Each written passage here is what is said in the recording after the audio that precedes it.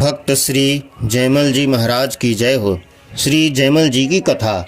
भगवान श्री हरि अपने अनन्य भक्तों का न केवल योगक्षेम वहन करते हैं अपितु अपने भक्तों के मुख से निकली हुई वाणी को भी सत्य करते हैं। पुराणों में तो इसके अनेक प्रमाण प्राप्त होते ही हैं।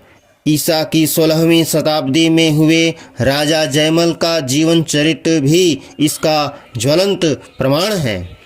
राजा जयमल राजस्थान की मेड़ता रियासत के राजा थे। इनके परदादा राव जोधा जी ने प्रसिद्ध जोधपुर नगर बसाया था। आप रसिक शिरोमणि संत श्री हित हरिवंश जी के शिष्य और श्री राधा माधव जी के अनन्य भक्त थे। श्री ठाकुर जी की सेवा पूजा में उनका बड़ा भारी अनुराग था। उसमें उन्हें जरा भी व्यवधान स्वीकार नहीं था। यहाँ तक कि उस समय कोई कितनी भी महत्वपूर्ण राजकीय सूचना क्यों न हो, वे उसे नहीं सुनते थे और संदेश लेकर आने वाले को मृत्यु दंड तक दे दिया करते थे। उनकी पूजा सेवा का समय भी थोड़ा नहीं था। मंदिर में नित्य पूरे 10 घड़ी तक वे भगवान की सेवा किया करते थे। राजा का एक भाई था, परंतु वह राजा से ठीक विपरीत स्वभाव का था। उसे भगवान की सेवा पूजा से कोई मतलब नहीं था। साथ ही वह राजा जयमल से द्वेष भी करता था। यद्यपि वह मंडोवर जैसे समृद्ध राज्य का राजा था, पर उसकी महत्वाकांक्षा राजा जयमल के भी राज्य को हस्तगत कर लेने की थी। उसे किसी प्रकार राजा के सेवा पूजा के नियम की जानकारी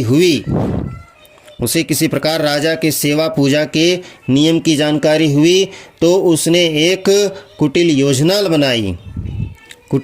बनाई। उस दुष्ट ने सोचा कि जब राजा जयमल पूजा कर रहे हों तभी मेड़ता पर आक्रमण कर देना चाहिए, क्योंकि मृत्यु दंड के भय से उन्हें कोई आक्रमण की सूचना देने नहीं जाएगा और आसानी से राज्य को हस्तगत हो जाएगा। ऐसा सोचकर उसने मेड़ता पर आक्रमण किया। राज्य पर आए इस प्रकार के संकट को देखकर मंत्रियों ने विचार विमर्श करके राजमाता से निवेदन किया कि आप ही महाराज को सूचना देने में समर्थ हैं, क्योंकि आपके प्रति पूज्य भाव से राजा आपको कुछ नहीं कहेंगे और उन तक सूचना भी पहुंच जाएगी। फिर वे जैसा आदेश देंगे हम लोग वैसा ही करेंगे। दूसरे किसी को भेजने पर महाराज उसकी बात भी न सुनेंगे और प्राण दंड भी दे देंगे। राज्य पर आए संकट की गंभीरता को देखते हुए राजमाता मंत्रियों के परामर्श से मंदिर में गई और भगवान की सेवा पूजा में रत राजा जयमल को उन्होंने आक्रमण की सूचना दी। राजा जयमल ने माता की बात सुनकर सिर्फ इतना कह दिया कि भगवान सब अच्छा ही करेंगे और स्वयं नित्य की ही भांति सेवा पूजा में लगे रहें। इतने बड़े संकट की सूचना भी उनके मन को सेवा पूजा से न विचलित कर सकी और न ही उन्हें उद्विग्न कर सकी। अब मंत्रियों के समक्ष समस्या थी। वे किन कर्तव्य विमूढ़ थे, क्योंकि राजा की ओर से कोई स्पष्ट आदेश उन्हें नहीं प्राप्त हो सका था। आक्रमणकर्ता राजा का भाई ही था। ऐसे में साम दाम से भी कार्य हो सकता था।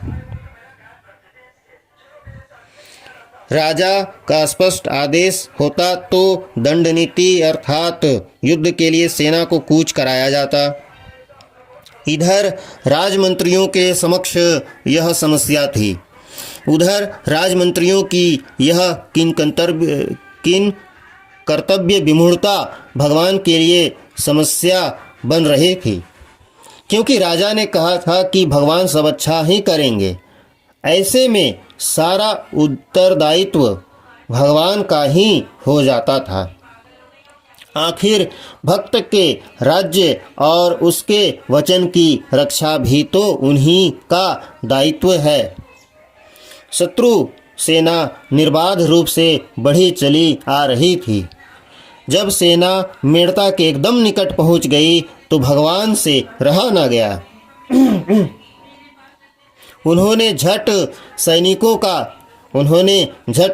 सैनिक का वेश बनाया, एक हाथ में तलवार ली, दूसरे में भाला धारण किया, पीठ पर ढाल बांधी और राजा की घुड़साल में जाकर राजा की सवारी का अश्व खोल लाए। फिर उस पर सवार होकर अकेले ही युद्धभूमि की ओर चल दिए। भगवान के सवार होते ही अश्व सरपट दौड़ चला, मानो उसमें भगवान श्री हरि के शाश्वत वाहन गरुड़ जी का आवेश हो गया हो। पहले तो अकेले एकमात्र सैनिक को आते देखकर शत्रु राजा ने सोचा कि संभवतः यह संधि प्रस्ताव लेकर आ रहा होगा, परंतु थोड़ी ही देर में उसका वह भ्रम दूर हो गया। जब सैनिक बने भगवान श्री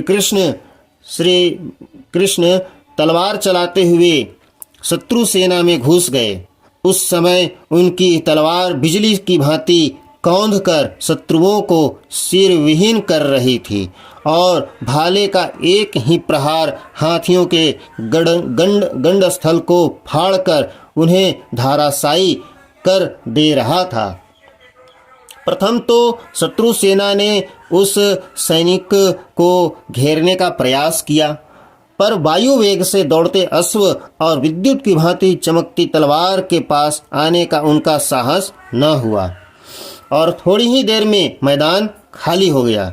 भला जिसके भ्रू संचालन मात्र से प्रलय हो जाता है, भौहें टेढ़ी होने से प्रलय होता हो, उसके लिए थोड़ी सी सेना का क्या अस्तित्व था। अब युद्ध क्षेत्र में सिर्फ शत्रु राजा ही अकेला बच रहा। उसकी सेना भाग खड़ी हुई थी। शत्रु भी मेरे भक्त का भाई ही है। यह सोचकर भगवान ने उसका वध करने के स्थान पर उसे अपनी उसी भुवन मोहिनी छवि के दर्शन कराए, जिसका की दर्शन कर खर, दूषण और त्रिशिरा मोहित हो गए थे। उस छवि और तेज को देखते ही राजा के भाई का शत्रुभाव नष्ट हो गया और वह मूर्छित होकर वहीं रणभूमि में गिर पड़ा। संकट समाप्त हुआ देखकर भगवान रणभूमि से वापस लौट आए और घोड़े को पुनः घुड़साल में बांध दिया। इधर जब राजा ने भगवान की सेवा पूजा कर ली तो उन्हें माता द्वारा दी गई आक्रमण की सूचना की याद आई। फिर तो वे राजा के कर्तव्य का ध्यान कर युद्ध भूमि में जाने को उद्यत हो गए। उन्होंने सईस को तुरंत घोड़ा तैयार कर लाने के लिए कहा। सईस ने घुड़साल में जाकर देखा तो घोड़ा पसीने से पूरी तरह लथपथ था। ऐसा लगता था जैसे उसे अभी बहुत दौड़ाया गया हो। सईस ने तुरंत जाकर राजा को इस बात की सूचना दी। राजा ने घुड़साल में जाकर देखा तो सचमुच घोड़ा पसीने से लथपथ था। फिलहाल युद्धभूमि में तो जाना ही था, अतः राजा दूसरे घोड़े पर सवार हुए और युद्धभूमि की ओर चल दिए। वहां जाकर उन्होंने देखा कि आक्रमणकारी राजा की सारी सेना घायल पड़ी है। आगे जाने पर देखा कि आक्रमण करने वाला भाई भी घायल पड़ा है। उसने राजा जयमल को पहले यह तो बताया। उसने राजा जयमल को देखते ही सिर झुका लिया और बोला, आपको जो दंड देना हो मुझे स्वीकार है। राजा जयमल ने कहा कि पहले यह तो बताओ कि तुम्हारी सेना का विनाश किसने किया और तुम कैसे घायल हो गए? उसने कहा,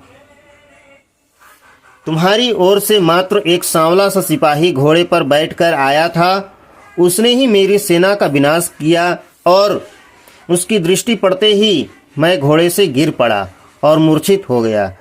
राजा जयमल को अब सब समझते देर न लगी कि वह सांवला सिपाही कौन था। वे तो उनके आराध्य देव भगवान श्याम सुंदर ही थे। राजा ने सोचा, जब उन्होंने इस शत्रु को क्षमा कर दिया तो मुझे दंड देने का क्या हक है।